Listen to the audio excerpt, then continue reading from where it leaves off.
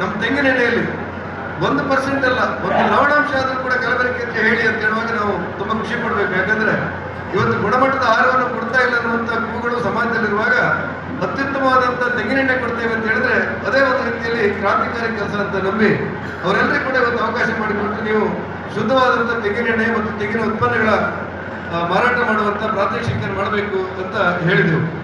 ತೆಂಗಿನ ಕರಕುಶಲದಿಂದ ನೀವೇನಾದರೂ ಮೊದಲೆಲ್ಲ ನಮ್ಮ ಸಣ್ಣ ಪ್ರಾಯದಲ್ಲಿ ಈ ಪಾತ್ರೆಗಳು ಹಳೆ ಪಾತ್ರೆ ತಗೊಂಡೋಗೋರು ಬರ್ತಾ ಇದ್ರು, ಮನೆಯವರಿಗೆ ಹಳೆ ಪಾತ್ರೆ ತಗೊಂಡೋಗೋರು, ಈ ಗಂಟು ಹಿತ್ತಾಳೆ ಅಲ್ಯೂಮಿನಿಯಂ ಪಾತ್ರೆ ತಗೊಂಡೋಗೋರು ಬರ್ತಾ ಇದ್ರು. ಈಗ ತೆಂಗಿನ ಗಾಂಡ ತಗೊಂಡೋಗೋರು ಬರ್ತಾ ಇದ್ದಾರೆ. ತೆಂಗಿನ ಗಾಂಡವನ್ನು ಮನೆ ಒಟ್ಟು ಮಾಡ್ತಾ ಇದ್ದಾರೆ. ತೆಂಗಿನ ಗಾಂಡವನ್ನು ಹೋಟೆಲಲ್ಲಿ ಫ್ಯಾಕ್ಟ್ರಿಗಳಲ್ಲಿ ತೆಂಗಿನ ಗಾಂಡ ಇದ್ರೆ ಕೊಡಿ ಅಂತೀವಿ. ನಮ್ಮ ಖುಷಿ ಅಂತ ಹೇಳಿದ್ರೆ ನಿಮ್ಮಲ್ಲಿ ತೆಂಗಿನ ಗಾಂಡ ಅಂತ ಕೇಳಲಿಕ್ಕೆ ಮನೆ ಬರ್ತಾರಲ್ಲ ಯಾರಪ್ಪ, ನಮ್ಮ ತೆಂಗು ಬೆಳೆಗಾರರಿಗೆ ಒಂದು ಹೆಮ್ಮೆ ಅಂತ ಅನಿಸುವಂತ ಒಂದು ಕಾರ್ಯಗಳ ನಡುವೆ ನಾವೆಲ್ಲ ತುಂಬ ಖುಷಿ ಪಡೋದು. ಹಾಗಾಗಿ ಈ ತೆಂಗಿನ ಉತ್ಪನ್ನಗಳು ಬಹಳ ಉತ್ತಮಗಳು. ತೆಂಗಿನ ಗೊಬ್ಬರಗಳನ್ನು ತಯಾರು ಮಾಡುವಂತ ರೀತಿ, ಉರಿಯಂಗವನ್ನು ತಯಾರು ಮಾಡುವಂತ ರೀತಿ. ಇವತ್ತು ಕೃಷ್ಣ ಪೂಜಾರಿ ಅವರಿಗೆ ಸನ್ಮಾನ ಆದದ್ದು ನಾವು ಮೊದಲೆಲ್ಲ ಸೇಂದಿ ತೆಗೆದು ಕೆಲಸ ಮಾಡೋದು ತೆಂಗಿನ ಮರದಿಂದ. ಆದ್ರೆ ಇವತ್ತು ಕೃಷ್ಣ ಪೂಜಾರಿ ಅವರು ನೀರ ತೆಗೆಯೋದ್ರ ಮೂಲಕ ಹೊಸ ಕಲ್ಪನೆಗೆ ಒಂದು ಒತ್ತು ಕೊಟ್ಟಂತ ಒಂದು ಅವಕಾಶ. ರಾಜ್ಯದಲ್ಲಿ ತೋಟಗಾರಿಕೆ ಇಲಾಖೆ ಒಂದು ಸಾರಿ ಅಬಕಾರಿ ಇಲಾಖೆಯವರ ಸಮನ್ವಯದಿಂದಾಗಿ ತೆಂಗನ್ನ ನೀರಾವನ್ನಾಗಿ ಪರಿವರ್ತಿಸಿ ಮಾರಾಟ ಮಾಡಲಿಕ್ಕೆ ಒಂದು ಕಾಯ್ದೆ ತಗೊಂಡು ಬಂತು. ದುರಾದೃಷ್ಟಕ್ಕೆ ಅದನ್ನ ಹಿಂಬಾಲಿಸುವರಿಲ್ಲದೆ ಇವತ್ತು ನೀರಾ ಕಾಯ್ದೆ ಅನ್ನೋದು ಯಾರಿಗೂ ಗೊತ್ತಿಲ್ಲ, ಮತ್ತೆ ಏನ್ ಮಾಡ್ಬೇಕಂತ ಗೊತ್ತಿಲ್ಲ ಅನ್ನುವಂಥ ಮಟ್ಟಿಗೆ ಬಂದಿದೆ. ಆ ಕಾರಣಕ್ಕೆ ನಾನು ಕಪೂರ್ ಅವರಿದ್ದಾರೆ, ಸರ್ಕಾರ ನಡೆಸುವವರಿಗೆ ಒಂದು ಭಾಗವರು ಒಂದು 15 ದಿವಸ ಒಂದು ತಿಂಗಳೊಳಗೆ ಆಯ್ದ ತೆಂಗಿನ ಬೆಳೆಗಾರರನ್ನ ಕರ್ಕೊಂಡು ಹೋಗಿ ವಿಧಾನಸೌಧದಲ್ಲಿ ತೋಟಗಾರಿಕಾ ಮಂತ್ರಿಗಳ ಜೊತೆ ಈ ನೀರಕ್ಕೆ ಒಂದು ಕಾಯಕಲ್ಪ ಕೊಡುವಂತ ಒಂದು ಆದೇಶ ಮಾಡಿದ್ರೆ ನಮ್ಮ ರೈತರಿಗೆ ಹೆಚ್ಚು ಅನುಕೂಲ ಆಗುತ್ತೆ ಅನ್ನುವಂಥ ಭಾವನೆಗಳಿದೆ. ಇದೊಂದು ಅರ್ಥ ಮಾಡ್ಕೊಂಡು ಕೆಲಸ ಮಾಡಿದ್ರೆ ಕೆಲವು ರೈತರಿಗೆ ಇದರಿಂದ ಅನುಕೂಲ ಆಗುತ್ತೆ ಅಂತ ನನ್ನ ಯೋಚನೆ. ಹೀಗೆ ಮತ್ತೊಂದು ಸ್ಟಾಲ್ ಇಟ್ಟಿದ್ದೇವೆ, BSNL ಸ್ಟಾಲ್. 1,000 ಸಿಮ್ಮನ್ನು ಇವತ್ತು ಉಚಿತವಾಗಿ ಕೊಡ್ತೇವೆ ಅಂತ ಹೇಳಿ ನಮ್ಮ ಕೇಂದ್ರ ಸರ್ಕಾರದ BSNL ಬಂದಿದ್ದಾರೆ. ತುಂಬಾ ಜನರಿಗೆ ಅನ್ಸಿರ್ಬೋದು, ನೀವು BSNL ಸಿಮ್ ಕೊಡ್ತೀರಿ, ನೆಟ್ವರ್ಕ್ ಯಾಕೆ ಕೊಡೋದಿಲ್ಲ ಅಂತೇಳಿ. ಇವತ್ತು ಒಂದು ರೀತಿಯ ಅದೊಂದು ಕಾಯಕಲ್ಪ ಕೊಡುವಂತ ವ್ಯವಸ್ಥೆಗಳಾಗ್ತಾ ಇದೆ. ಸುಮಾರು 55ಕ್ಕೂ ಹೆಚ್ಚು ಬ್ಯಾಟ್ರಿಗಳು ಬಂದಿದೆ ಇದಕ್ಕೆ BSNL ಟವರ್ಗಳಿಗೆ. ಸುಮಾರು 150 ಹೊಸ ಟವರ್ಗಳು ಮಂಜೂರಾಗ್ತಿದೆ. ಇನ್ನೊಂದು ವರ್ಷ ಟೈಮ್ ಕೊಡಿ, ನಾವು ಖಾಸಗಿ ಟವರ್ ಅನ್ನ ಮೀರಿ ಕೆಲಸ ಮಾಡ್ತೇವೆ ಅನ್ನುವಂಥ ಸಿಬ್ಬಂದಿಗಳ ಅಧಿಕಾರಿಗಳು ನಮ್ಮ ಜೊತೆಲಿದ್ದಾರೆ. ಒಟ್ಟಾರೆ ಇದೊಂದು ಕೋಟೇಶ್ವರದ ಈ ಸರಸ್ವತಿ ಕಲ್ಯಾಣ ಮಠದಲ್ಲಿ ನಡೆಯುವಂತಹ ಈ ತೆಂಗು ಬೆಳೆಗಾರರ ಕಾರ್ಯಕ್ರಮ ಅನ್ನೋದು ಕೇಂದ್ರ ಸರ್ಕಾರದ, ರಾಜ್ಯ ಸರ್ಕಾರದ ಮತ್ತು ಎಲ್ಲ ಅಭಿವೃದ್ಧಿಶೀಲ ರೈತರ, ನಾನೇನು ಪ್ರಶಂಸೆಗೋಸ್ಕರ ಹೇಳ್ತಲ್ಲ, ನೀವೆಲ್ಲ ರೈತ ಮುಖಂಡರಿದ್ದೀರಿ, ನೀವು ಹಸಿರು ಶಾಲೆ ಹೊತ್ತು ಯಾರ್ಯಾರು ಕೂತ್ಕೊಂಡಿದ್ದೀರಿ, ಇವರಿಗೊಬ್ಬ MP ಗಿಂತ ಹೆಚ್ಚು ಅನುಭವ ಉಂಟು ತೆಂಗಿನ ಬೆಳೆಯಲ್ಲಿ.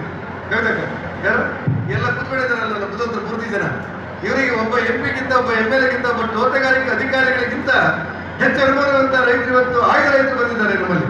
ಹಾಗಾಗಿ ತುಂಬಾ ಅರ್ಥಪೂರ್ಣವಾದ ಸಭೆ ಆಗಬೇಕಾದ್ರೆ ನಿಮ್ಮಿಂದ ಪ್ರಶ್ನೆಗಳು ಬರಬೇಕು, ಪುಂಗಾನುಪುಂಗವಾದಂತಹ ಸಮಸ್ಯೆಗಳು ಬರಬೇಕು. ಆ ಸಮಸ್ಯೆಗಳನ್ನು ಇಲಾಖೆಯವರು ಅರ್ಥ ಮಾಡ್ಕೊಂಡು ಹನುಮಂತಗೌಡ ಸ್ವಲ್ಪ ಗಡ್ಬಿಡಿ ಮಾಡ್ಕೊಂಡಾದ್ರೂ ಸರಿಯಾದ ಉತ್ತರ ಕೊಟ್ಟು ನಾವು ಯೋಚನೆಯನ್ನು ಮಾಡ್ತೇವೆ. ಇಂದೆಲ್ಲ ನಾಳೆ ತೆಂಗಿನ ಬೆಳೆಯನ್ನು ಚೆನ್ನಾಗಿ ಮಾಡುವಂತದ್ದು, ಉಡುಪಿ ಜಿಲ್ಲೆ ಅನುಷ್ಠಾನ ಆಗುವಂತ ಬೇಕಾದಂತ ಪೂರ್ವಭಾವಿ ಅಡಿಪಾಯಗಳು ನಮ್ಮ ಈ ಕಾರ್ಯಕ್ರಮದ ಮೂಲಕ ಬರಬೇಕು ಅನ್ನೋದು ನಮ್ಮೆಲ್ಲರ ಒಟ್ಟು ಆಶೆಗಳು. ಆ ಹಿನ್ನೆಲೆಯನ್ನು ಅರ್ಥ ಮಾಡಿಕೊಂಡ್ರೆ ನಾನು ಹನುಮಂತೇಗೌಡರು ಹೇಳುವಾಗ ತೆಂಗಿಗೆ ಸಂಬಂಧಪಟ್ಟಂತ ಉತ್ಪಾದನೆ ಘಟಕ ಒಂದಕ್ಕೆ 5 ಕೋಟಿ ರೂಪಾಯಿ ನಾವು ಸಬ್ಸಿಡಿ ಕೊಡ್ತೇವೆ ಅಂತ ಹೇಳಿ ತೆಂಗು ಅಭಿವೃದ್ಧಿ ಮಂಡಳಿ ಹೇಳ್ತಾರೆ. ನಾನು ಉಡುಪಿ ಜಿಲ್ಲೆಯ ಬುದ್ಧಂತರು, ಹೊಸ ಸಾಲ ಮಾಡೋದಕ್ಕಿಂತ ನೀವು ಕೊಟ್ಟು 5 ಕೋಟಿಯಲ್ಲಿ ಒಂದು ಫ್ಯಾಕ್ಟ್ರಿ ಮಾಡಿದ್ರೆ ಹೇಗೆ ಅಂತ ಯಾರಾದ್ರೂ ಆಲೋಚನೆ ಮಾಡ್ಬೋದು. ಆದ್ರೆ 25% ಸೀಮಿತ. ಅವ್ರು ಕೊಡೋ ಸಬ್ಸಿಡಿ 25%. ಒಂದು ವೇಳೆ ನಾವು 20 ಕೋಟಿಯ ಫ್ಯಾಕ್ಟ್ರಿ ಮಾಡಿದ್ರೆ 5 ಕೋಟಿ ಸಿಗುತ್ತೆ ಅಲ್ವಾ ಹನುಮಂತೇಗೌಡ್ರೆ? ಸರಿ ಅಲ್ವಾ? ನೀವು ಕೊಟ್ಟು 5 ಕೋಟಿ ಒಳಗೆ ನಾವು ಫ್ಯಾಕ್ಟ್ರಿ ಮಾಡಲಿಕ್ಕೆ ಆಗುದಿಲ್ಲ ಅಲ್ಲ, ಲೆಕ್ಕ ಕೇಳಿದ್ರೆ. ಅಂದ್ರೆ ನಾವಿದ್ರ ಬಗ್ಗೆ ಏನಾದ್ರು ಯೋಚನೆ ಮಾಡೋಣ. ಈಗ ನಮ್ಮ ಉಡುಪಿ ಏನಾದ್ರು ಪ್ರಯತ್ನ ಮಾಡಿ ಒಂದು 5 ಕೋಟಿ ರೂಪಾಯಿ ಸಬ್ಸಿಡಿ ಕೊಡ್ತಾರೆ. ಇಡೀ ಉಡುಪಿ ಜಿಲ್ಲೆಯಲ್ಲಿರುವಂತಹ ಕೆಲವರನ್ನ ಒಟ್ಟು ಹಾಕಿ ಯಾವುದೋ ಒಂದು ಮಟ್ಟದಲ್ಲಿ ತಮಿಳುನಾಡಿಗೆ ಸಡ್ಡು ಹೊಡೆಯಬಲ್ಲ, ಕೇರಳಕ್ಕೆ ಬುದ್ಧಿ ಹೇಳಬಲ್ಲಂತ ಉಡುಪಿ ಜಿಲ್ಲೆಯ, ಕರ್ನಾಟಕದ ಉಡುಪಿ ಜಿಲ್ಲೆಯಲ್ಲಿ ಒಂದು ತೆಂಗು ಉತ್ಪಾದನಾ ಘಟಕದ ಮಾರುಕಟ್ಟೆ, ಸಂಸ್ಕರಣೆ ಮತ್ತು ಉತ್ಪನ್ನಗಳನ್ನ ಉಡುಪಿ ಜಿಲ್ಲೆಯ ಕುಂದಾಪುರ ತಾಲೂಕಲ್ಲಿ ಎಲ್ಲಾದ್ರೂ ಮಾಡಬಹುದು ಅಂತ ಒಂದ್ಸತಿ ಯೋಚನೆ ಮಾಡಿದ್ರೆ ಈ ಸಭೆ ಸಾರ್ಥಕ ಆಗುತ್ತೆ ಅಂತ ಮಾಡೋದು ಬಿಡೋದಲ್ಲ ಮಾತ್ರ ಸಾರ್ಥಕ ಆಗುತ್ತೆ. ಒಟ್ಟಾರೆ ನೀವೆಲ್ಲ ತುಂಬಾ ತಿಳುವಳಿಕೆ ಇದ್ದವರು ಬಂದಿದ್ದೀರಿ. ನಿಮ್ಮ ಯೋಚನೆ ಮೂಲಕ ಮುಂದಿನ ತೆಂಗಿನ ಬೆಳೆ ಹೇಗಿರಬೇಕು, ಎಂದಿರಬೇಕು ಅನ್ನೋದ್ರ ಬಗ್ಗೆ ಚರ್ಚೆ ಮಾಡಲಿಕ್ಕೆ ಇದೊಂದು ವೇದಿಕೆ. ಆ ಕಾರಣಕ್ಕೆ ನಾನು, ಶೋಭಾ ನಾಗರಾಜ್ರವರು ಮತ್ತು ನಮ್ಮೆಲ್ಲ ಕೃಷಿಕರ ಎಲ್ಲ ತಂಡದವರು ಒಟ್ಟಾಗಿ ಇವತ್ತು ತೆಂಗಿನ ಗಿಡಕ್ಕೆ ನೀರೆರೆಯುವುದರ ಮೂಲಕ ಈ ಕಾರ್ಯಕ್ರಮಕ್ಕೆ ಉದ್ಘಾಟನೆ ಮಾಡಿದ್ದೇವೆ. ಈ ಉದ್ಘಾಟನಾ ಕಾರ್ಯಕ್ರಮದ ಮೂಲ ಅರ್ಥ ಇರುವುದು ತೆಂಗು ಬೆಳೆಗಾರರಿಗೆ ಹೊಸ ಚಿಂತನೆ ಒಂದು ಬರಬೇಕು, ಹೊಸ ಯೋಚನೆ ಬರಬೇಕು, ಹೊಸ ಕಲ್ಪರಕ್ಷಕ್ಕೆ ಹೊಸ ಕಾರ್ಯಕಲ್ಪ ಕೊಡಬೇಕು. ನಮ್ಮ ತೆಂಗು ಯಾವ ರೀತಿ ಮಾರುಕಟ್ಟೆಗೆ ಬರಬೇಕಂತ ಹೇಳಿದ್ರೆ ತೆಂಗು ಬೆಳೀತಾ ಇರುವಾಗಲೇ, ತೆಂಗು ಅಭಿವೃದ್ಧಿ ಹೊಂದ್ತಾ ಇರುವಾಗಲೇ, ಸಿಯಾಳ ಬರೀತಾ ಇರುವಾಗಲೇ ತೆಂಗಿನಕಾಯಿ ಕೀಳುವ ಸಂದರ್ಭದಲ್ಲಿ ಅಪಾರವಾದಂತ ಒಳ್ಳೆಯ ತರದ ಮಾರುಕಟ್ಟೆ ಕೂಡ ನಮಗೆ ಲಭ್ಯ ಆಗಬೇಕು. ಅದಕ್ಕೆ ಏನ್ ಮಾಡಬೇಕು ಅಂತ ಯೋಚನೆ ಮಾಡಬೇಕು ಅಂತ ಹೇಳಿ ಈ ಒಟ್ಟು ಕಾರ್ಯಕ್ರಮದ ಮೂಲ ಉದ್ದೇಶ ಇದೆ. ನಮ್ಮ ಕಿರಣ್ ಕೊಡುಗೆ ಅವರು ಶಾಸಕರಿಗೆ ಸಭೆ ಅಧ್ಯಕ್ಷತೆಯನ್ನು ವಹಿಸಬೇಕಾಗಿತ್ತು. ದುರ್ದಾದ ಕಾರ್ಯಕ್ರಮಗಳಿಂದಾಗಿ ನಾನು ನನ್ನ ಮೂಲಕ ಅವರ ಅನುಪಸ್ಥಿತಿಯನ್ನು ವಿವರಿಸಬೇಕು. 2-3 ಸಾರಿ ನಾವು ತುಂಬಾ ಚರ್ಚೆ ಮಾಡಿದೆವು.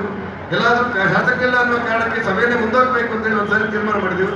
ಅದು ಅನೇಕ ಗಣ್ಯರಿಗೆ ಹೇಳಿ ಎಲ್ಲ ಸಿದ್ಧತೆಗಳಾಗಿತ್ತು. ಆ ಕಾರಣಕ್ಕೆ ಅವರ ಅನುಪಸ್ಥಿತಿಯಲ್ಲಿ ನಾವು ಕ್ಷಮೆ ಕೋರುತ್ತಾ ಅವರು ಬಂದ ತಕ್ಷಣ ಮತ್ತೇನಾದ್ರೂ ಮಾಡ್ಬೇಕಂತೇಳಿ ಅವ್ರ ಮೂಲಕ ನಾವು ಮಾಡ್ತೇವೆ. ಒಟ್ಟಾರೆ ಇಡೀ ಕಾರ್ಯಕ್ರಮ ಅನ್ನೋದು ತೆಂಗು ಬೆಳೆಯ ಸುತ್ತ ಒಂದು ರೀತಿಯಲ್ಲಿ ಒಳ್ಳೆಯ ಚಾಲನೆ ಕೊಡಲಿಕ್ಕೆ ಇದೊಂದು ಅವಕಾಶ ಆಗಬೇಕು ಅನ್ನೋ ಕಲ್ಪನೆ. ನಾನು ತೆಂಗು ಮಂಡಳಿ ಅಭಿವೃದ್ಧಿ ಅಧ್ಯಕ್ಷರು ಮತ್ತು ನಮ್ಮ ಹನುಮಂತೇಗೌಡರಿದ್ದಾರೆ.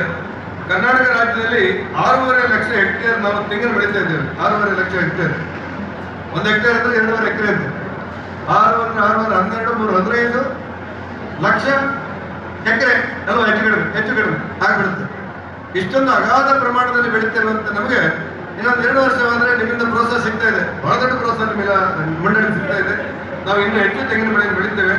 ಇದಕ್ಕೊಂದು ತಜ್ಞರ ವರದಿಯನ್ನು ಏರ್ಪಟ್ಟಿದೆ ಅಂತ ಹೇಳಿದ್ರೆ, ತೆಂಗಿಗೆ ಸಂಬಂಧಪಟ್ಟಂತ ಒಂದು ತಜ್ಞರ ವರದಿ ಕೊಟ್ಟು ಸುಮಾರು 791 ಕೋಟಿ ರೂಪಾಯಿ ಈ ತೆಂಗು ಬೆಳೆಯ ಕೀಟವನ್ನು ನಿರ್ವಹಣೆ ಮಾಡಲಿಕ್ಕೆ. ತೆಂಗು ಬೆಳೆಗೆಲ್ಲ ಈಗ ಕಪ್ಪು ಕೀಟ ಬರುತ್ತೆ, ತಲೆ ಕೀಟ ಬರುತ್ತೆ, ನಮ್ಮ ತೆಂಗಿನ ಬೆಳೆಯ ಚೆಂಡು ಹೊರಟು ಹೋಗುತ್ತೆ ಅಂತ ನಮ್ಮೆಲ್ಲ ದೂರ ಹೇಳ್ತೇವಲ್ಲ ನಾವು. ಇದನ್ನ ಸಮರ್ಪಕಗೊಳಿಸಲಿಕ್ಕೆ ಸುಮಾರು 791 ಕೋಟಿ ರೂಪಾಯಿ ವೆಚ್ಚದ ಒಂದು ತಜ್ಞರ ವರದಿ, ಇದನ್ನು ನಾವು ಸರಿಪಡಿಸ್ತೇವೆ. 791 ಕೋಟಿ ರೂಪಾಯಿಯನ್ನ ಕೊಡಬೇಕು ಅಂತ ಹೇಳಿ ಕೃಷಿ ಮಂತ್ರಾಲಯಕ್ಕೆ ಒಂದು ಪ್ರಸ್ತಾವನೆಯನ್ನ ಕೇಂದ್ರ ಸರ್ಕಾರದ ಕೃಷಿ ಮಂತ್ರಿ ಕೊಟ್ಟಿದ್ದಾರೆ.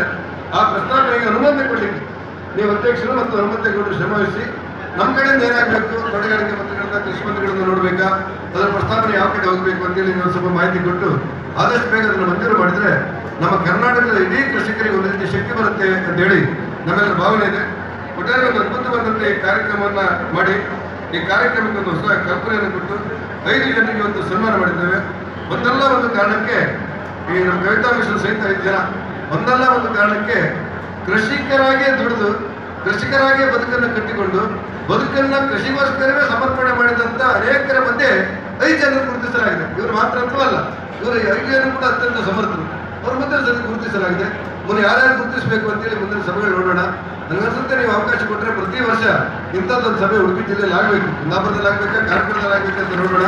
ಆಗಬೇಕು, ಒಂದಷ್ಟು ಚರ್ಚೆ ಆಗಬೇಕು, ವಾದ ಆಗಬೇಕು, ವಿವಾದ ಆಗಬೇಕು, ಪ್ರಶ್ನೆಗಳನ್ನು ಕೇಳಬೇಕು, ಸರ್ಕಾರ ಉತ್ತರ ಕೊಡಬೇಕು, ಜನಪ್ರತಿನಿಧಿಗಳ ಬಗ್ಗೆ ಗಮನ ಕೊಡಬೇಕು. ಒಟ್ಟಾರೆ ತೆಂಗಿನ ಬೆಳೆ ಎನ್ನುವಂಥದ್ದು ತೆಂಗಿನ ಬೆಳೆಯ ರೈತನೊಬ್ಬ ಎಲ್ಲ ರೈತರಿಗಿಂತ ಅತ್ಯಂತ ತೆಂಗಿನ ಬೆಳೆ ಶ್ರೇಷ್ಠವಾದ ಬೆಳೆ, ನನಗೆ ಆದಾಯ ಬರುವಂತ ಬೆಳೆ, ನಾನು ತೆಂಗಿನ ರೈತ, ತೆಂಗಿನ ಬೆಳೆ ಬೆಳೆಯುವಂತ ರೈತನಿಗೆ ಹೆಮ್ಮೆ ಕೊಡುವಂತ ವಾತಾವರಣ ಈ ಉಡುಪಿ ಜಿಲ್ಲೆಯಲ್ಲಿ ಸೃಷ್ಟಿಯಾಗಲಿ. ಅದಕ್ಕೆ ನಾವೆಲ್ಲರೂ ಸಾಕ್ಷಿದಾರರಾಗೋಣ ಅಂತ ಹೇಳಿ ಅತ್ಯಂತ ಪ್ರೀತಿಯಿಂದ ಈ ಕಾರ್ಯಕ್ರಮ ಉದ್ಘಾಟನೆ ಮಾಡಿದ್ದೇನೆ. ನೀವು ಎಷ್ಟು ಹೋಗಿ ಅಂದ್ರೂ ಕೂಡ ನಾನು 3 ಗಂಟೆಯೊಳಗೆ ಹೋಗುದಿಲ್ಲ. ನೀವು ಯಾರಾದ್ರೂ ನೀವು ಹೋಗ್ತೀರಾ, ಎಷ್ಟೊತ್ತಿ ಹೋಗ್ತೀರಾ ಅಂತ ಕೇಳಿದ್ರೆ 3 ಗಂಟೆಗಳು ಹೋಗುದಿಲ್ಲ. ಅದು 2 ಕಾರಣಕ್ಕೋಸ್ಕರ. ನಾನು ಹೋಗುದಿಲ್ಲ ಯಾಕಂದ್ರೆ ನೀವು ಮಧ್ಯದಲ್ಲಿ 3 ಗಂಟೆ ಬಿಟ್ಟೊಳಗೆ ಯಾರಾದ್ರೂ ಹೋಗ್ತೀರಾ ಅಂತ ನೋಡ್ಬೇಕು ನನಗೆ. ಆ ಕಾರಣಕ್ಕೆ ನೀವೆಲ್ಲರೂ ಇರಬೇಕೆನ್ನುವ ಕಾರಣಕ್ಕೆ ನಾನು ಕೂಡ 3 ಗಂಟೆವರೆಗೆ ಇರ್ತೇನೆ. 3 ರಿಂದ 4 ಆಗಬಹುದು. ಇವತ್ತು ತೆಂಗಿನ ಬೆಳೆ ವಿಚಾರ ಸಂಕಿರಣ ದಿವಸ ಅಂದ್ರೆ ಎಲ್ಲ ತೆಂಗಿನ ಬೆಳೆಗಾರರು ಒಟ್ಟಾಗಿ ಒಂದಾಗಿ ಕೂತ್ಕೊಂಡು ಇಡೀ ಸಂಜೆವರೆಗೆ ಈ ಕಾರ್ಯಕ್ರಮವನ್ನು ಅರ್ಥ ಮಾಡಿಕೊಂಡು ಮುಂದಿನ ನಮ್ಮ ಯೋಚನೆ ಎನ್ನುವಂತ ಅನುಷ್ಠಾನ ಮಾಡುತ್ತಿರುವಂತ ಅದ್ಭುತವಾದಂತಹ ಕಾರ್ಯಾಗಾರ. ಈ ಕಾರ್ಯಕ್ರಮಕ್ಕೆ ಇಲಾಖೆಯವರು ಲಕ್ಷಾಂತರ ರೂಪಾಯಿ ಖರ್ಚು ಮಾಡಿದ್ದಾರೆ. ಆ ಲಕ್ಷಾಂತರ ರೂಪಾಯಿ ಖರ್ಚು ಮಾಡುವಾಗ ನಾನು ತೆಂಗಿನ ಬೆಳೆ ಬಗ್ಗೆ ನಮಗೆ ಎಷ್ಟು ಜಾಗ ಇದೆ ಅನ್ನೋದು ಅರ್ಥ ಮಾಡ್ಕೊಳ್ಳಿಕ್ಕೆ ಅನುಷ್ಠಾನ ಮಾಡುತ್ತಿರುವಂತ ಅವಕಾಶವನ್ನು ಎಲ್ಲರೂ ಬಳಸ್ಕೊಳ್ಳೋಣ ಅಂತ ಹೇಳಿ ಈ ಕಾರ್ಯಕ್ರಮಕ್ಕೆ ಶುಭ ಹಾರೈಸ್ತೇನೆ. ನಮಸ್ಕಾರ.